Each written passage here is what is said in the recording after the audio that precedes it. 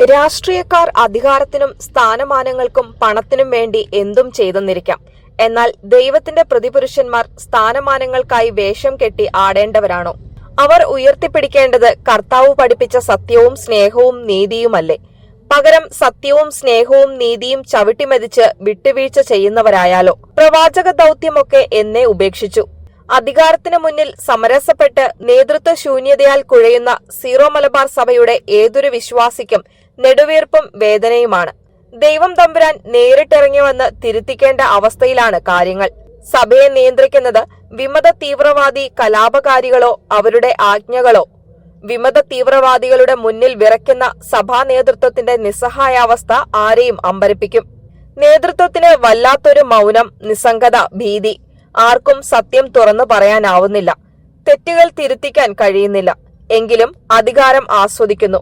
വളിപ്പുകൾ നിരത്തി ചിരിപ്പിക്കാൻ ശ്രമിക്കുന്നു. ഒന്നും ചെയ്യാൻ കഴിയാത്തവരായി ഇങ്ങനെ ഒരു നേതൃത്വം എന്തിനു തുടരണമെന്നതാണ് വിശ്വാസികൾ ഉയർത്തുന്ന ചോദ്യം.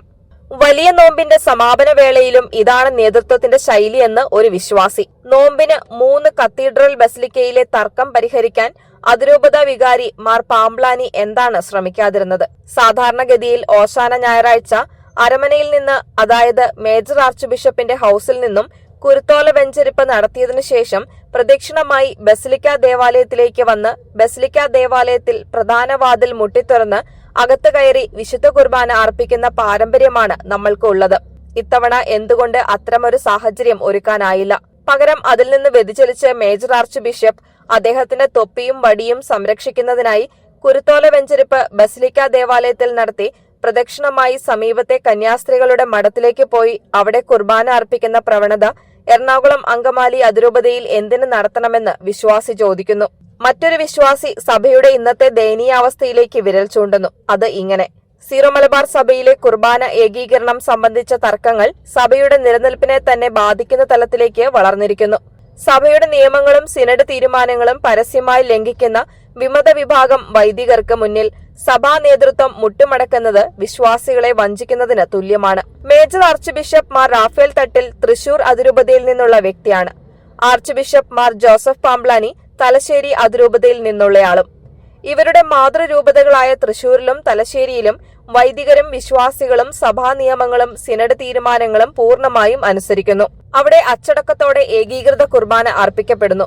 എന്നാൽ ഇതേ വ്യക്തികൾ സഭയുടെ പരമാധികാര സ്ഥാനങ്ങളിൽ ഇരുന്നുകൊണ്ട് എറണാകുളം അങ്കമാലി അതിരൂപതയിൽ വികലമായ വിശ്വാസ രീതികൾ വളരാൻ അനുവദിക്കുന്നത് എന്തുകൊണ്ടാണ്? സ്വന്തം രൂപതകളിൽ നിയമം നടപ്പിലാക്കാൻ കഴിയുന്നവർക്ക് തങ്ങൾ നേരിട്ട് ഉത്തരവാദിത്തമുള്ള അതിരൂപതയിൽ എന്തുകൊണ്ട് അത് സാധിക്കുന്നില്ല?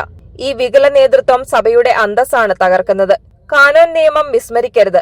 സഭ ഒരു സ്വകാര്യ കൂട്ടായ്മയല്ല, മറിച്ച് കാനോൻ നിയമങ്ങളാൽ നയിക്കപ്പെടുന്ന വ്യവസ്ഥിതിയാണ്.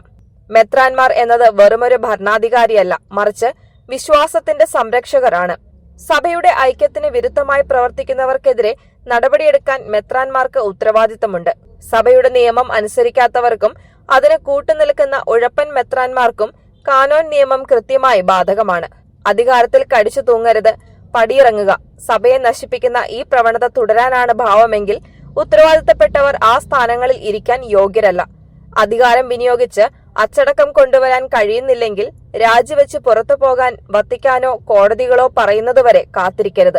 അധികാരത്തിൽ കടിച്ചു തൂങ്ങുന്നവർ സഭയുടെ ഭാവി തന്നെയാണ് ഇല്ലാതാക്കുന്നത്.